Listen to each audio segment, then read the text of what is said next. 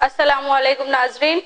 خبر و اخبار میں سیدہ زبورہ آپ کا استقبال کرتی ہوں۔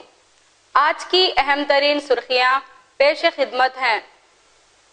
آئی پی ایل کے سابق سربراہ مجرم للت مودی کی مدد،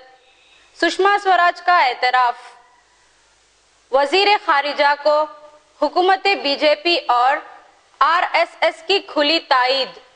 وزارت اقلیتی امور فرقہ وارانہ تشدد کی تباہ کاریوں سے ناواقف،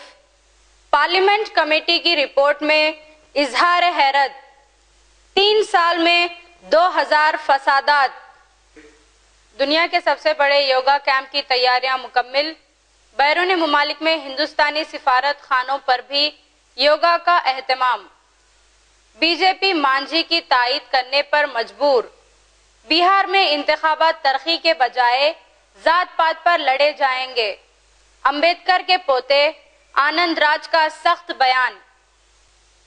ملک بھر میں سابق فوجیوں کا احتجاج،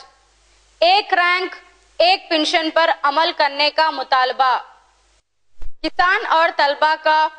شدید رد عمل، امریکہ کی پہلی خاتون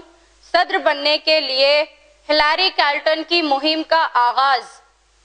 عوام سے بڑے بڑے وعدے، بل کلنٹن اور باراک اوباما کے نقش قدم پر چلنے کا یقین، سعودی سرحد کے قریب حوثیوں کو اہم کامیابی، صوبائی دارالحکومت پر قبضہ، عرب اتحاد کے فضائی حملے جاری،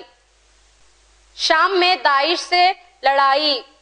کرد افواج کی ترک سرحد کے قریب پیش قدمی، 15,000 افراد کو پناہ دینے کے بعد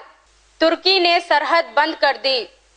سینکڑوں افراد واپس لوٹنے پر مجبور، قبلہ اول کے دفاع کے لیے عالم اسلام کا اتحاد وقت کا تقاضا، فلسطینی عوام ماہ رمضان میں قبلہ اول کی طرف کوچ کریں، شیخ صبری، سعودی عرب کو میزائلی حملوں سے بچانے کے لیے یمن میں بفر زون قائم، بہتر نیوکلیئر معاہدہ طے کرنے ایرانی شہریوں کو صدر حسن روحانی کی یقین دہانی، عالمی طاقتوں سے جنیوا میں مذاکرات آخری مرحلے میں، پابندیوں سے نجات دلانے کا عہد، ایران افغان طالبان کو اسلحہ اور تربیت فراہم کر رہا ہے، علاقے میں اسلامی ریاست کی توسیع اور امریکی اثر و رسوخ کو کم کرنے کی کوشش، اخبار وال اسٹریٹ کا جائزہ، رمضان میں مساجد کی مرمت اور پاکی پر 5 کروڑ روپے، ہر ضلع کو 50 لاکھ روپے، ڈپٹی چیف منسٹر تلنگانہ محمد محمود علی نے مکہ مسجد کا معائنہ کیا۔ کھیل خبر و اخبار، ہند اور بنگلہ دیش کے بیچ ٹیسٹ ڈرا، بنگلہ دیشی ٹیم نے فالو آن کے بعد